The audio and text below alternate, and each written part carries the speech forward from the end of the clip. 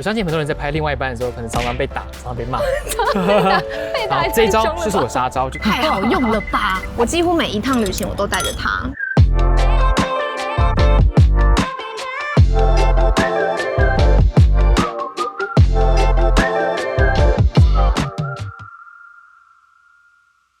嗨，大家好，我是舍令，欢迎大家来到不只是旅行的旅拍教室新系列旅拍聊天室。是这样的，我知道大家呢都很喜欢不只是旅行的摄影教学系列，但是我本人目前有一点江郎才尽。开玩笑，因为对于摄影来说，就是我觉得我还是比较专长，只有在爬山潜水。可是其实旅拍有很多不同的内容。那这几年来，其实我也有认识了很多我欣赏的摄影师，然后我很喜欢他们的作品。所以这个系列我打算邀请就是我很欣赏的不同各个领域的摄影师一起来，不只是旅行上面聊旅拍。那我们就欢迎第一集的特别来宾雪温。吓人！大家好，我是雪温。这位雪温的 IG 上的名字是什么？质感系摄影师。好害羞。你今天穿的也很有质感哎。这影片有做教学，你可能还是要做一些就是分类。他觉得你的画面好像蛮有质感，不然就取个质感系。但其实这个我卡蛮久，因为我觉得有点尴尬。我一开始认识雪温呢，其实是我们其实都是 IG 上的网友吧。对，但我是你粉丝，大概5、6年了。我大概可能没关系，大概1个月没关系。雪温其实他很擅长的就是在做手机的摄影教学，然后都拍得很有质感，可是都可以用大概1分钟左右的影片，然后就可以教大家。我被你那一支就是我不准我不准你怎么样，你怎么样，然后什么试试看怎么样，对，然后那支影片破100万吧，超多人看。但是我觉得那一支比较特别，是它带来的新的追踪真的蛮多的，就那一支大概多了18000吧，就单一支影片。为什么不是18000块？没有啦，开玩笑。大家有看过不只是你的长片吗？只要是教学，我都需要花个半小时、1小时才能教东西。可是我觉得雪温最厉害的是，你可以用很短的时间内，然后可以让大家学到东西，然后赚18000粉丝。单片赚18000粉丝是什么？白金级讲师。这支影片呢，就让大家不用花钱就可以学到，就是非常有用的手机拍摄的摄影技巧。对，所以今天是端1嘛，所以这支影片40秒就结束了。对。那我想问你的第一个问题就是说，就是身为一个曾经有破100万流量的短影音创作者，就是如果大家想要做出好的短影音的一个建议。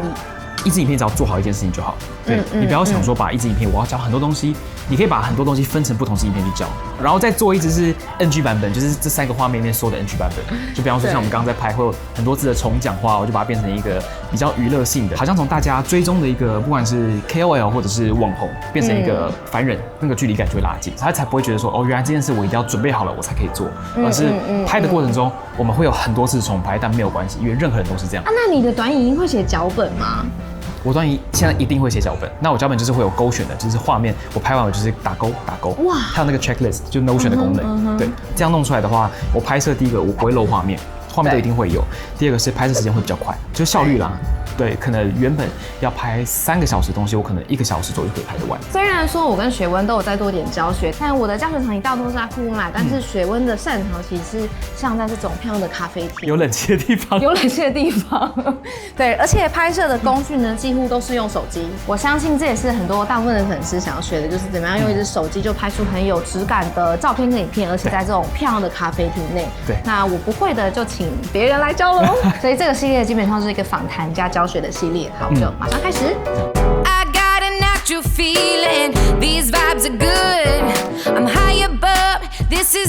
开箱一下这间咖啡厅。没有什么咖啡的感觉。对，他们的特调是，他们用的咖啡都是比较精品，他们会用咖啡味道去抢别的东西。哇，这边除了拍照之外，咖啡很好喝哎。菜单有一个部分就是咖啡特调，对，有点像调酒。对，我觉得有点像的感觉，然后又很漂亮，像拿铁应该是我最厉害的。我来带大家看一下这间 Face 咖啡厅，这个是我觉得这间咖啡厅最漂亮的部分，因为它就是有一个天井，然后我们现在刚好中午，所以它这一区位置我觉得是最漂亮的，就是这边有一个天井区的座位，这里也可以拍照。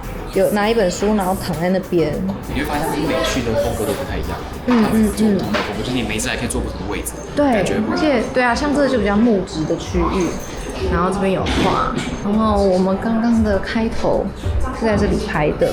我看 Google Map 的时候呢，我觉得天井区漂亮，现场看其实是每个位置都很漂亮。那在正式开始教学之前呢，有个问题想问学问。首先，我的粉丝其实大部分都没有相机，大家的拍摄工具其实都是手机。你觉得要用手机拍出有质感的影像，最重要的关键是什么？最重要的关键，我觉得第一个是曝光，因为你曝光对了之后，你的画面氛围感跟那个质感就会对了。好，那你有没有去过就是随便咖啡厅或者任何景点也好，你原本想拍漂亮的东西，然后发现跟我想象中完全不一样，就觉得被骗了。哦，有类似可是他后来没有合作，就是他来然后跟我说什么样的房型，就还发现来了之后是上面有窗户啊，然后整个装潢我觉得也跟当时讲的不太一样，然后后来就是变成就没有合作。对，因为我觉得这样推荐出去我自己都不满意，总不能人家说，我看了Celine的影片，我看了学文的影片，去发现，怎么不一样？对。哦，尤其还有像我之前一开始有拍过吃的，曾经有几间他们是为了我们，然后把摆盘摆特别丰富或者特别漂亮，然后就会说，因为我都会稍微看他们的 IG 嘛，或者别人有 tag 的，就会发现怎么摆盘不太一样，或者料看起来特别多，然后他们就说，因为这样看起来拍会比较漂亮，对，但是这样消费者去会发现，不一样啊，那他们就会想说，是有人一定在骗嘛？因为我们自己就是如果觉得被照骗会不舒服，那我们当然也不会希望自己的粉丝被我们照骗。对，因为大家也很常会问我说怎么选景点或选餐厅。然后我觉得有一个点是大家可以学的，大部分人可能在 IG 上看到一些 reels 嘛，然后觉得很漂亮。但我自己的话，我会去Google Map。就是看真实的照片，因为 IG 上的照片太漂亮了。然后或者是你在 IG 上可以搜地标，现在想知道这个地方，我今天此时此刻要不要去，就打开这个地方的地标，然后通常会有人发现动，对，就跟大家分享。而且因为拍这些咖啡厅的好处就是，他们通常都有店家，那店家会经营，他们自己也会发东西。好，那第一件事情，我们现在调曝光。好像Celine在楼下，我们来偷拍它，我把它当教材。我很喜欢抓的一个东西就是里面的光影。那因为咖啡厅他们通常可能有窗户啊，像现在费这边还有天井，蛮多人影片他会觉得看起来现场很漂亮，可是拍起来好像少一点质感，就是因为你的曝光你没有去调整。那我现在先拍一段，就是完全不调曝光给你看，你会发现哇，整个都是亮亮的，就是Celine很清楚，然后沙发也都看得到，但是就缺了一点氛围感。对，那我们现在把我的曝光把它稍微降一些，可以点一下荧幕，然后你把小太阳往下拉一些，你会发现它那个切线就变得很明显，就是一边亮一边暗，然后Celine在那边就会比较亮，然后旁边那边会比较暗，它这个光影的差别就会很明显。那你的咖啡影片你拍起来就变得很好看。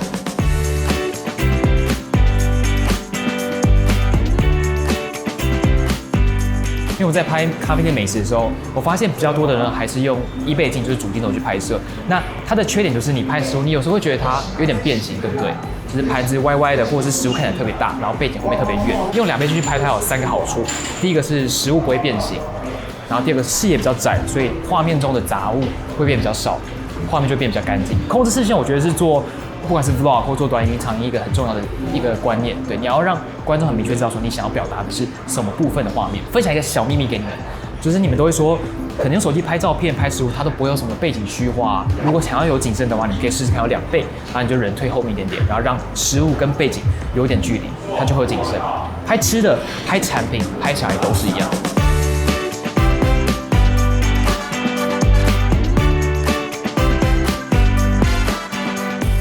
1倍的我确实是会有点不知道我要看什么。就我现在是要看背景吗？对，还是而且像你会发现它的桌子会有点变形，会变像菱角。它其实桌子设计是很好看的，可是因为你用广角镜拍，它就会有变形的状况。对，所以我就喜欢用2倍镜去拍。这时候有时候桌子我只是拍它部分的质感，有的时候像我在家里，我的桌子比较小，我也可以用2倍镜去拍，我就不用怕说我要拍到桌角边缘可能脏兮兮的。他们的咖啡真的很好喝，Cheers， 而且很漂亮。我的是柑橘。它还有这菜对，它每个都会有个介绍，然后它后面就会有它的咖啡的用的品种跟一些烘焙的方式。它真的是当调酒在做，就是特调咖啡，有洋甘菊、甜橙、蜂蜜、莓果。就这支影片，就还有另外一个重点，就是访问、教学跟介绍咖啡厅。对，我觉得很赚，好不好？这个资讯量很大，没错。可以，等一下就要去下一间拍摄了。我们去吃东西，拜拜。A million heartbeats together now, 1, 2, 3. 请问一下是水温吗？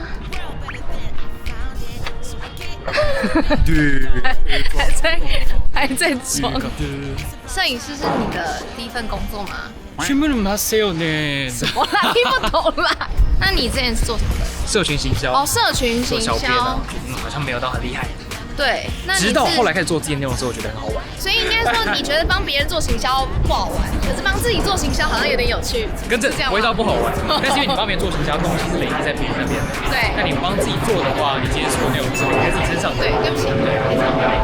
那你是从什么时候开始变成全职的？你算是摄影师/创作者？第一个，我发现我已经没什么时间去做别的工作。对，然后第二个是可能收入上也可以开始超越以前的收入的时候，就是可以尝试全职。所以我的全职并不是我下定决心要做，而是被推的，就是时机到了，我觉得好像可以全心全意去做，然后生活可以比较稳定的时候。你 IG 做了多久，然后突然才做出100万流量的影片？大概2年吧，我觉得其实没那么容易耶。而且你真的有时候你很不懂为什么影片会爆。比方说，我第一次报的影片也不是教学类，是我去力宝乐园，然后跟一个弟弟，他就觉得我拿相机很好玩，他想跟我一起玩，这样我就带他拍照，然后拍了一个圣诞老人的 PP 的气球。但是第二支影片就是我这样讲什么我不准你什么的那个系列，那次是我特别去思考那个脚本跟我的动作，然后还有我的节奏，那这是测试性的影片，然后测试起来那支影片蛮成功的。所以你平常算是会就是去做很多内容上的测试。我会，所以你会发现我们内容不会都一贯都是同个东西。所以你有分你知道一定会 work 的跟测试型的。对，大概有80%会有很多观看的，跟一些我还不知道会不会有观看，还有一些是我知道一定会很难观看。那么哪一支觉得你很喜欢，你觉得一定会爆，然后结果没有爆的？有些其实都是产品影片，因为我拍的真的很用心，就是很多的分镜，很多的漂亮的运镜要调色什么的。对。但那个我觉得不爆也很正常，因为它毕竟还是推产品。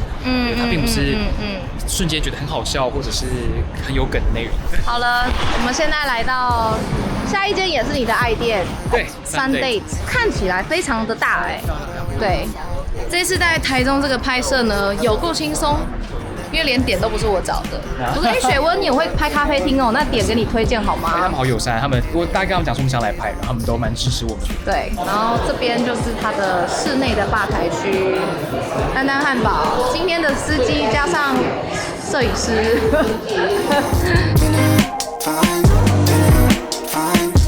然后我们在上一间主要都讲影片嘛，然后在这边我想要请教雪温，就是要怎么样在咖啡厅拍出好看的照片？我超怕滴出来的，因为我觉得影片跟照片最大的不同是影片有运镜嘛，对，所以感觉动一动就好像厉害，好像就构图好像可以稍微轻松一点。对，可是当你没有运镜的时候，构图就相对重要很多。对，因为大家就是都看你构图功力。我相信很多观众跟我一样，就是每次来到咖啡厅，觉得这边好漂亮，但是手机怎么摆，都觉得为什么我拍的就没有网络上那些照片好看？其实重点应该出在你的构图不太对，因为大家就是你看都是拍一样的东西，一样的餐点。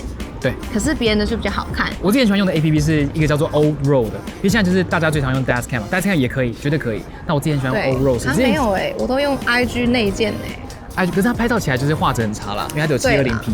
对，然后我用那个 O-Roll 是之前合作过一次，然后那次我觉得很好用，因为它拍起来的色调就真的有那种复古感，或者是有胶片感，因为它里面很多相机可以选。所以你既不会用 IG 内建，也不会用原始相机。我用 iPhone 原始相机拍人的时候，我会很有压力，因为拍完之后极度的赤裸。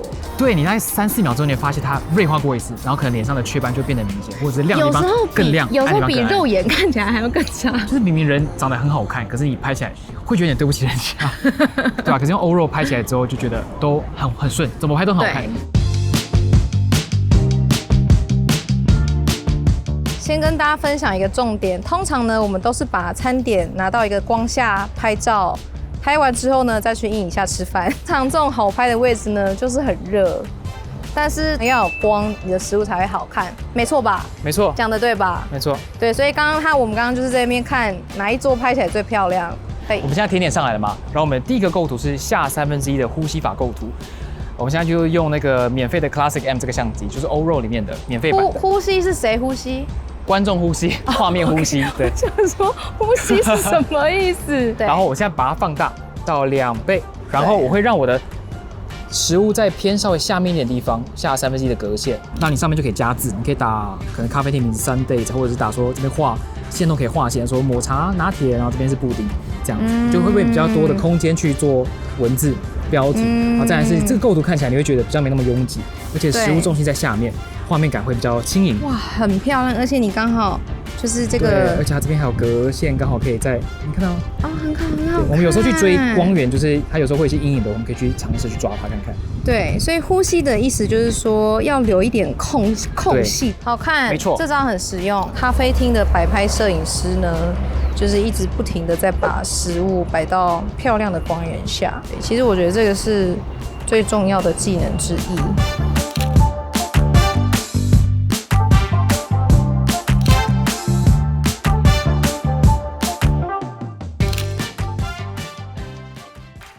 好，第二个构图是我们食物把它切一半。我们第一个是呼吸法构图嘛，那个是比较适合像画面比较干净的时候。那假设你今天出去吃饭，然后菜色很多，那你又想要拍东西的时候，我会建议你就拍特写就好。你们可以放到3倍5倍，就看你相机那个原生镜头，然后就果断的把它切一半，我们去拍它的质地。说不一定要拍到整道，对，反而一半的话细节可以更多。因为有时候你拍一整道的时候，反而你会不知道你在拍什么，因为你这边也想拍，那边也想拍，你不如就专注在某一个它的上，可能是布丁的质地，或者是咖啡杯上面的水珠那种感觉。而且这些质地套上那个你推荐的那个相机的滤镜，哦，对啊，都变得好漂亮。用好的一个工具 APP 拍，你就可以省很多时间。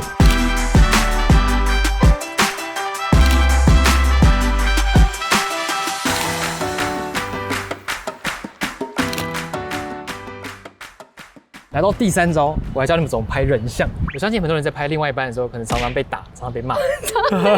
被打这一招就是我杀招，就是我们把画面直接交给他，拿他的手机开自拍镜头，贴在我的手机下面。OK， 那我们就可以拍一张。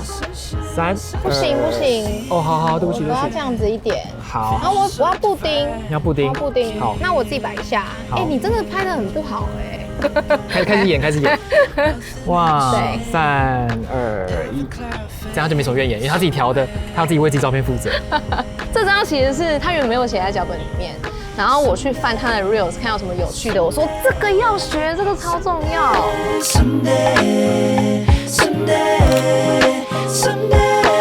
接下来聊的话题，如果你常常自己一个人旅行啊，喜欢拍东西的话，好好听，因为我们要来推荐非常好用的手机脚架了。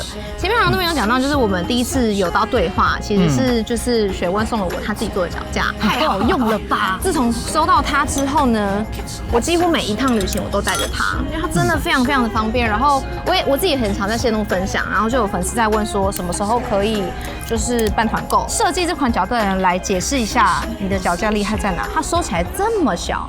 这边脚可以把它打开，打到最大，脚这样拉开，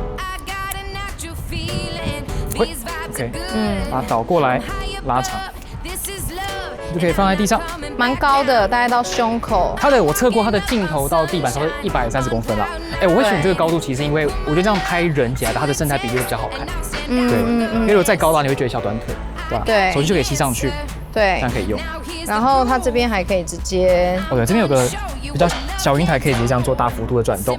那你今天如果拍摄你固定了之后，你有一些小角度想调的话，这边这个地方其实是可以动的。送一个那个蓝牙遥控器，就可以连好之后，你就可以在这边，可以帮自己拍照，对啊。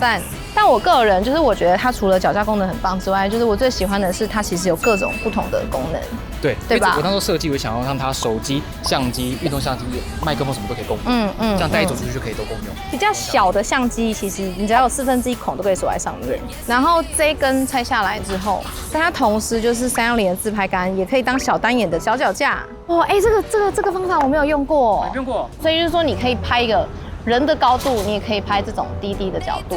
这个脚架呢，基本上现在就是我的手机加360加我有一台比较小的单眼的脚架，就是带一个就可以有3个用途。对，有时候还拿来熄灯，我也觉得很方便。熄灯可以，熄灯。对。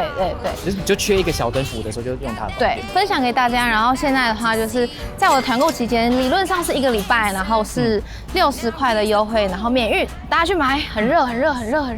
谢谢雪温今天的教学，我个人觉得都还蛮简单暴力，然后很实用的。我觉得这是在做短影教学一个很重要的点，就是你要让大家学完之后，他可以马上用，或者至少隔天要用。好啊，大家如果喜欢这种简单暴力的摄影教学的话，可以去到我的 IG， 那基本上应该是每周都会更新。对啦，我跟配蛮快，有时候日更，有时候2天更。对，他是一个非常认真更新的短影音的创作者。希望大家喜欢这支影片，那喜欢影片的话，记得帮我一个喜欢，然后可以留言告诉我这个系列你们想要看我找谁来聊摄影。好，对，你自己有推荐的吗？推荐的吗？ Ryan T9，然后跟 Vincent 也可以找，他们都很会拍女生。或者是大家如 Ryan， 果下一个就是你。那也可以留言告诉我，可以想办法让这件事情完成。我自己觉得拍这个旅拍聊天是蛮有趣的。对啊，我觉得它是一个对变得比较柔性一点的内容，就是教学然后柔性，然后聊天，然后又可以深化，也蛮好玩的。然后这次还认识了2间，就是很不错的咖啡厅，然后大家很推荐大家可以来，就是这间 Sunday 跟 Face Coffee Roaster， 两个都很棒。然后2间都在台中。然后最后就是记得把影片分享给你喜欢一起摄影的朋友，或者是传给男朋友，然后他就知道怎么帮你拍照了。女朋友就会很开心，很开心，你就会这辈子都很快乐。对，先安太岁之前，先安太座。会手机摄影有比较容易找到女朋友吗？一直在发散这整个话题。会拍照的人会蛮有魅力的。对 ，OK。但是有个小缺点，就是你每次出去玩的时候，你都会担任摄影师。对，好啦，希望大家这里学得开心，然后记得把影片分享给你喜欢摄影的朋友，然后或者是常常跟你一起出去玩的人。那记得要订阅，不只是旅行，我们定期会更新就是旅行还有摄影相关的影片。那我们就下支影片见喽，拜拜，拜拜，谢谢学问，谢谢学问，谢谢我自己，谢谢自己，谢谢谢谢我自己。哇，加曝光，加曝光，哇！什么东西？没有，我在闹你，没事。好，我来拍一个正式的。我发现我没有办法切得很好看，所以我干脆我就不切了。它就会长这样，对。哇，很好看呢。东西稍微裁一点，裁一点就会变好看，这是一个小技巧。OK，对。